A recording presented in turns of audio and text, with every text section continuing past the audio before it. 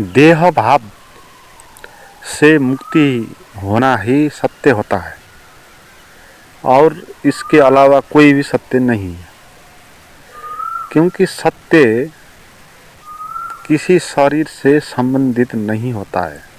सत्य का अर्थ है, जो अवेयरनेस है, जो एक बोध के रूप में है, वो बोध एक शरीर के रूप में हो नहीं सकता। जैसे सौंदर्य होता है, सौंदर्य किसी वस्तु के रूप में नहीं हो सकता है ना, वो वस्तु में प्रकट हो सकता है।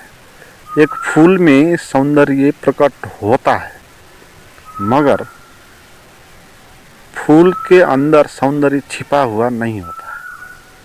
फूल एक माध्यम बन जाता है। आप फूल को देखने चले जाओगे, सौंदर्य कहीं नहीं मिलेगा। सौंदर्य अदृश्य है, सत्य भी अदृश्य है, प्रेम भी अदृश्य है।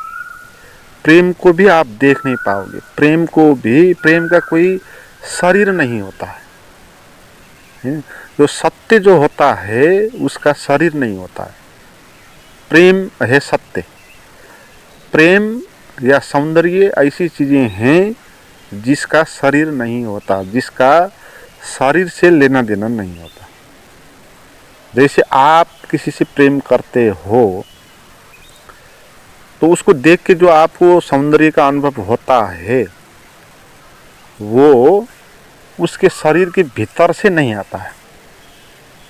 अगर उसके शरीर के भीतर से आता है तो आप उसको शादी करके जब घर में ले आते हैं तो आपको जीवन भर वो मिलता जाएगा है। अगर शरीर के भीतर से प्रेम निकला हो तो आप प्रेमी के साथ बहुत प्रेम भाव के साथ, संतुष्टि के साथ जीवन में जीते हो। मगर कोई भी आदमी अपने प्रेमी के साथ प्रेम से संतुष्ट होकर रहेगा नहीं, क्योंकि वो भूल में पड़ गया। उसने उस आदमी को देख के उसको सौंदर्य का अनुभव तो हुआ, मगर उसको ये लगा कि इसके शरीर के कारण ये सौंदर्य उत्पन्न हुआ है, तो इसका शरीर को पकड़ लो। तो हम प्रेम के नाम पे शरीर को पकड़ते हैं, है ना। उससे हम प्रेम का प्रस्ताव रखेंगे, वो पकड़ने का ही माध्यम है। हमारी भूल ये है, हमको ये लगा कि उसको देख के मुझे सौंदर्य प्रेम अनुभव हुआ तो उसके शरीर के भीतर से ही आया होगा, है ना। मगर ये झूठ बात है, क्योंकि जब हम उसके शरीर के नज़दीक जाएंगे हमको पता चलेगा उसके शरीर भीतर तो कुछ भी नहीं है। वो सौंदर्य तो बाहर कहीं से झलका था। हमने उस जो बाहर से झलका सौंदर्य है उसको हमने पकड़ा नहीं, उसको जानने के रास्ते पर हम कभी चले नहीं। तो इसलिए हम भ्रम में पड़ गए हैं और हम शरीर होकर रह गए। हम खुद को पहले शरीर के रूप में मानते हैं और फिर दूसरे को भी शरीर के रूप में मानना पड़ता है, क्योंकि हम जैसी सृष्टि हमारी होगी वैसी दृष्टि हमारी होगी। हम अपने को जैसा बनाएंगे उसी हिसाब से हम दूसरे को देखेंगे। इसलिए दूसरा कोई यहाँ होता ही नहीं, यहाँ शरीर होता नहीं है ना। सत्य के दुनिया में शरीर नहीं होता है। इसलिए कहा कि ब्रह्म सत्यम जगत मिथ्या। इस जगत को मिथ्या कह दिया। जो इतना सख्त है, कठोर है, स्पर्श होता है, जिसको छू सकते हैं, जिसको देख सकते हैं, ये पेड़ पौधे, ये आदमी जानवर, ये सभी कुछ इसको कह दिया कि ये मिथ्या है। इसको क्यों मिथ्या कहा? क्योंकि जो हम ये देखते हैं ये ऐसा होता नहीं है।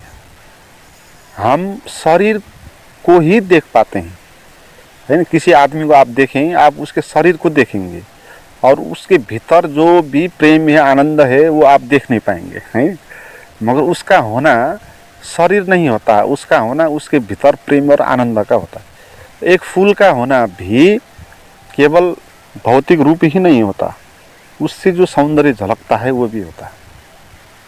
समथिंग मोर इन फ्लावर, तो आदमी के भीतर भी समथिंग मोर होता है, मगर हम उसको शरीर से ज़्यादा हमको दिखाई नहीं देता। अब ये गलती हो जाती है। तो दूसरा जो होता है वास्तव में वो हमारा अपना ही दृष्टि है।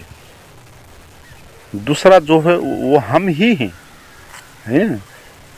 दूसरा क्या है, उसके भीतर का प्रेम हम देख नहीं पाते हैं, उसके भीतर का क्रोध को भी देख नहीं पाते हैं। हम उसका शरीर को देखते हैं, उसका अनुहार को देखते हैं, उसका नाम जानते हैं। तो इसका अर्थ क्या हुआ कि उसके बारे में जो हम जानते हैं वो हमारे ही दृष्टि है, वो नहीं है ना? तो शरीर होता नहीं है, ये बात जाननी है। तो सत्य तो ऐसा है जिसका शरीर नहीं होता, जो शून्य होता है। ये सौंदर्य है, सौंदर्य शून्य होता है। फूल में भी जब वासना निकलती है तो वासना का भी स्वभाव है, वो शरीर नहीं होती, इसलिए वो आकाश में उड़ के चले जाती है। तो प्रेम भी अदृश्य है, ज्ञान भी अदृश्य है, ध्यान भी अदृश्य है। परमात्मा है अदृश्य। परमात्मा शरीर नहीं होता है, मगर हमको ये जीवन शरीर ही शरीर अनुभव में आता है, क्योंकि हमने अपने को मैं शरीर हूँ इस तरीके से व्याख्या करके रखें। तो दूसरे को भी हम इसी तरह देखते हैं और हमको शरीर ही शरीर नज़र आता है ना। हम जहाँ जाते हैं वहाँ हमको आइटम अलग अलग दिखाई देते हैं, अलग अलग बॉडीज दिखाई देती है ना। हम जैसी सृष्टि वैसी दृष्टि। हम अपने को शरीर मानने के कारण हम हर एक चीज़ को शरीर के रूप में देखेंगे। उसके भीतर छिपा प्रेम को भी नहीं देखेंगे, उसके भीतर छिपा भाव को। जब आप फूल को देखेंगे तो फूल को भी आप एक शरीर के रूप में देखेंगे। आपके पास वो आँख नहीं होगी, उसके भीतर छिपा हुआ, उसके भीतर नहीं कह सकते हम, उसके द्वारा जो प्रकटित सौंदर्य है उस सौंदर्य को हम देख ही नहीं पाएंगे। हम केवल उसको एक शरीर के रूप में देखेंगे। तो शरीर भाव से मुक्त होना है, क्योंकि ये शरीर भाव झूठ है, ये सत्य नहीं है। या शरीर भाव ज्ञान भी नहीं है, शरीर भाव परमात्मा भी नहीं है। मगर हमको जो होता है अनुभव, शरीर के संवेदनाओं, मन के विचार, ये जो कुछ भी अनुभव में आते हैं, ये भ्रम के कारण पैदा हो गया। हमने कुछ चीज़ को कुछ देख लिया, जो चीज़ शरीर नहीं है उसको हमने शरीर के रूप में मान लिया। जो प्रेम शरीर नहीं है हमने उसको शरीर के रूप में मान लिया। उसको देखा हमने, प्रेम अनुभव हुआ और हमने माना कि उसके शरीर से प्रेम आया है, तो उसके शरीर को घर में लेकर आओ, उसके साथ ज़िंदगी भर बैठो। मगर इससे होगा नहीं, क्योंकि इस बात तो झूठ है ना। वो प्रेम तो उसके शरीर से प्रकट हुआ था, वो कहीं बाहर से आया हुआ था, वो शून्य था, वो अदृश्य था, वो शरीर नहीं था। तो उस चीज़ को हमने जानी नहीं। तो जानना चाहिए कि हम शरीर नहीं हैं, हम शून्य हैं, हम प्रेम है, यह हमारा स्वभाव है। इसको कैसे जानना है, इसका रास्ता अध्यात्म में अध्यात्म बताता है। उसमें ध्यान इसी का एक उपाय है। ध्यान आपको ये कहता है कि कोई भी दूसरा होता नहीं है, आप ही होते हो। तो आप दूसरे की बात छोड़ दो, दूसरे का चिंतन करना छोड़ दो, विषय का चिंतन करना छोड़ दो, क्योंकि आप खुद ही हो। खुद के बारे में आप बात करेंगे और क्या करेंगे। आप दूसरे के बारे में चिंतन करेंगे तो आप खुद के बारे में ही चिंतन करेंगे। दूसरे को आप छुएंगे तो आप खुद को ही छुएंगे। आप देखते हैं ना, लोग किसी को छूते हैं तो उनका हाथ कैसे कँपता है, वो खुद को ही छू रहे होते हैं। उनके अपनी ही हाथ में मान्यता आई हुई होती है। उसको स्पर्श करके वो पहले ही व्याख्या करके छुएगा कि वो क्या है। अगर वो मानता है उसको, वो उसकी पत्नी है तो उसका अलग स्पर्श अनुभव होगा उसको। अगर वो मानता है कि वो उसकी बेटी है तो उसका अलग स्पर्श अनुभव होगा, है। तो खुद को ही हम छूते हैं, खुद के भाव को ही हम छूते हैं, दूसरा कोई होता नहीं है। ऐसे दूसरा कोई भी नहीं होगा, हमारी ही मान्यता होगी। तो इसका अर्थ क्या हुआ कि हम भी नहीं है ना। हम दूसरे होते हैं इसलिए हम भी होते हैं। हमारा शरीर भी इसलिए शरीर अनुभव में आता है क्योंकि हम दूसरे को शरीर के रूप में मानते हैं। हम दूसरे को शरीर के रूप में मानना छोड़ दें, उसको एक प्रेम के रूप में मानना शुरू करें। जैसे एक प्रेमिका है आपको, तो शरीर को चिंतन, आप उसके शरीर का चिंतन मत करो, आप उसके सौंदर्य का चिंतन करो जो बाहर से आया। तो ऐसा आप करेंगे तो फिर आप भी नहीं बचेंगे, क्योंकि आप भी वही होंगे ना। आपने उसके साथ जो प्रेम का अनुभव किया उसमें आप भी महत्वपूर्ण हो, है ना। वो सुंदर है ये बात सच नहीं है, आपने सुंदर देखा ये बात सच है। किसी दूसरे को वो सुंदर नहीं दिखाई दे सकता है, आपको ही दिखाई दिया। तो हमको अपने भीतर पकड़ना चाहिए, कहाँ से सौंदर्य अनुभव हुआ, मेरे भीतर कौन सा वो बिंदु है जहाँ से मैंने चीज़ों को सुंदर देखा। एक फूल को देखा सुंदर लगा, एक आदमी को देखा सुंदर लिखा, एक म्यूजिक सुना मैंने, एक गीत सुना तो भी मुझे आनंद आया। तो इसका अर्थ मैं मूल्यवान हूँ, क्योंकि गीत का होना ही आनंद नहीं है। गीत को हम कैसे ले रहे हैं, उस गीत को आनंद हम ले रहे हैं ना, तो इसलिए गीत महत्वपूर्ण नहीं हुआ, हम महत्वपूर्ण हो गए। तो आपको किसी से प्रेम हो गया तो आप उसको पकड़ना छोड़ दो, तो आप अपने को मानो, अपने को जानो कि आपके भीतर भी वो सौंदर्य है, इसलिए उसके साथ वो झलकता है। तो उस सौंदर्य का आप आराधना करो, उसको आप जानने का प्रयास करो, उसके भाव में आप जियो, अपने भीतर प्रवेश करना है। हम अपने भीतर प्रवेश करेंगे तो हम जान पाएंगे कि दूसरा भी मैं ही हूँ, है ना। अपने भीतर से देखने के कारण भी जान पाएंगे कि कोई भी वहाँ होता नहीं दूसरा, है ना। वो सब एक हो गया ना।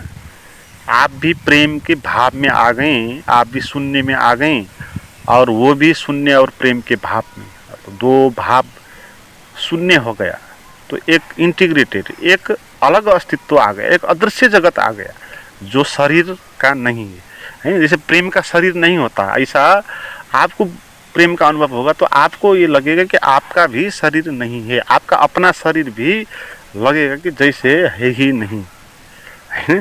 तो आप भी नहीं हो, दूसरा नहीं है, इसका अर्थ आप हो ये नहीं, दूसरा नहीं है हमारी व्याख्या है। इसका अर्थ है हम भी नहीं, कि हम भी हमारी ही व्याख्या है, हम भी हमारा व्याख्या है। हमको पता नहीं कि हम कौन है। तुझे मालूम नहीं तू क्या चीज़ है, कहते हैं ना। हमको मालूम नहीं हम क्या चीज़ें, हम भी अपने को एक शरीर के रूप में, एक नाम के रूप में, पद के रूप में ऐसे जानेंगे, मगर हमारे भीतर स्वयं परमात्मा बैठा हुआ है। तो हम क्या चीज़ हैं हमको भी पता नहीं है, नहीं। तो दूसरे को छोड़ेंगे तो आप अपने को भी छोड़ेंगे, क्योंकि आप भी दूसरे ही हो, आप भी अपनी मान्यताओं से ही पैदा हुए हो। आपने मान के रखा है मैं ये शरीर हूँ, मैं ये नाम हूँ, मैं ये पद हूँ, ये आर्थिक व्यवस्था हूँ, ये जात का हूँ, ये धर्म का हूँ। ये सब बातें, ये भी ऐसी ही बातें हैं जैसे दूसरे को हम कहते हैं कि वो सुंदर है, वो गलत है, वो सही है, वो ठीक है, वो उच्च जात का है, नीचे जात का है, वो दुष्ट है, वो बेईमान है ना। दूसरे के साथ जैसा हम ऐसे ही व्याख्या हम अपने साथ करते हैं। तो हम अब अपने साथ कुछ अच्छी व्याख्या करेंगे, उसके साथ कुछ बुरी व्याख्या करेंगे, क्योंकि हर एक आदमी अच्छे को श्रेष्ठ मानता है दूसरे से, मगर व्याख्या करने से श्रेष्ठ तो नहीं होगा। श्रेष्ठ तो वो जान के होता है, मैं श्रेष्ठ हूँ कहे के श्रेष्ठ नहीं होगा। अपने भीतर जो श्रेष्ठता है उसका आविष्कार करना है, उसको साधना है, उसके सानिध्य में रहना है, उसको मनन करना है, तो फिर श्रेष्ठ आप बन जाएंगे।